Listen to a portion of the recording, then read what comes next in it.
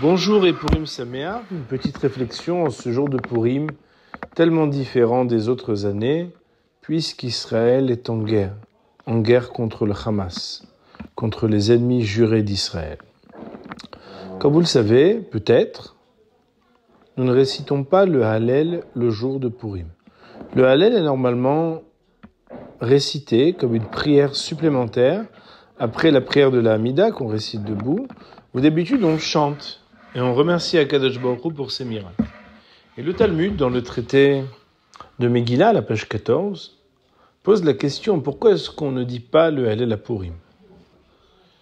Et les différentes réponses qui sont rapportées mentionnent des aspects très particuliers de la fête de Purim. La première réponse qui est rapportée, c'est que nous sommes en Perse et les miracles qui ne se déroulent pas en Eretz Israël ne sont pas des miracles qui justifient qu'on puisse dire le Hallel. En effet, et depuis que le Ham Israël, le peuple d'Israël, est entré en Eretz Israël, eh bien, le dévoilement de la présence divine par les miracles n'est pas comparable lorsqu'il se réalise en Israël ou en dehors d'Israël. Il y a une autre explication qui est donnée, c'est que le texte du Hallel, il réclame qu'on puisse dire « Allélu Avdei Hashem ». Nous sommes les serviteurs de Hashem. Et s'il est vrai que quand on est sorti d'Égypte, on était les serviteurs d'Hachem et plus les serviteurs de Pharaon, parce qu'on est définitivement sorti d'Égypte, il n'en est pas la même chose concernant Purim. Car à Purim, on a été, certes, de manière miraculeuse, sauvés de la mort, mais nous sommes restés sous le joug et la souveraineté d'Assuérus pendant encore de longues années. Et cela fait qu'on ne peut pas justifier de dire le Hallel. Enfin, autre réponse qui est rapportée, c'est que la Kriyat HaMegillah, la lecture de la Megillah, c'est elle qui représente une sorte de Hallel de Purim. Comment ? Mais la Megillah, c'est un texte qui n'a rien à voir avec les psaumes de David récités dans le Hallel. La réponse à cette question, nous dit le Rav Hutner, le Pachad Yitzhak, c'est que le miracle de Purim, il n'est pas si apparent que cela. Alors que les miracles de la sortie d'Égypte, c'était les 10 plaies d'Égypte, c'était l'ouverture de la mer, des miracles extraordinaires.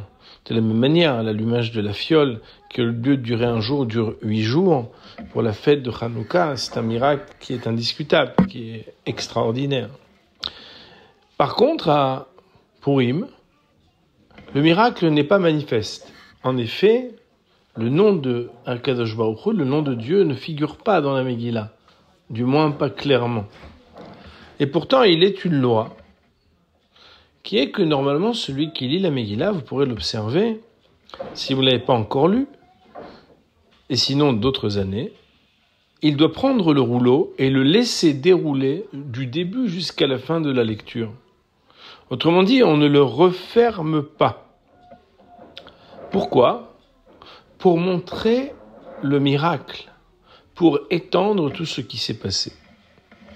Et nos sages vont dire que c'est tout simplement parce que, d'apparence, on pourrait penser que la Megillah est un conte de fées, où au début, les méchants gagnent, et puis à la fin, tout est bien, qui finit bien.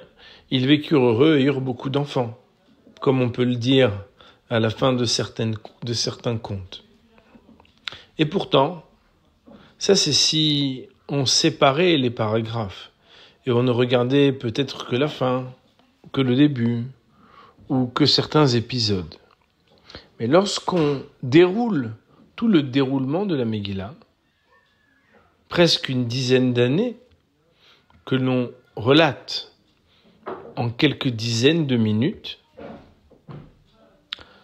on comprend que, au-delà des apparences, la présence d'Hachem est bel et bien présente.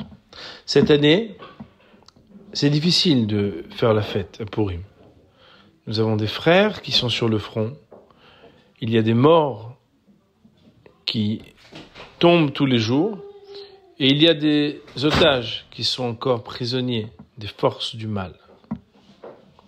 Mais il nous faut néanmoins être capables, de manière peut-être moins manifeste, d'observer la clémence d'Hachem.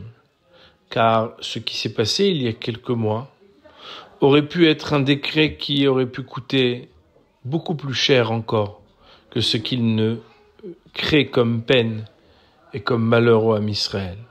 Et c'est par la clémence d'Hachem que nous avons été à nouveau sauvés du mal et de la mort.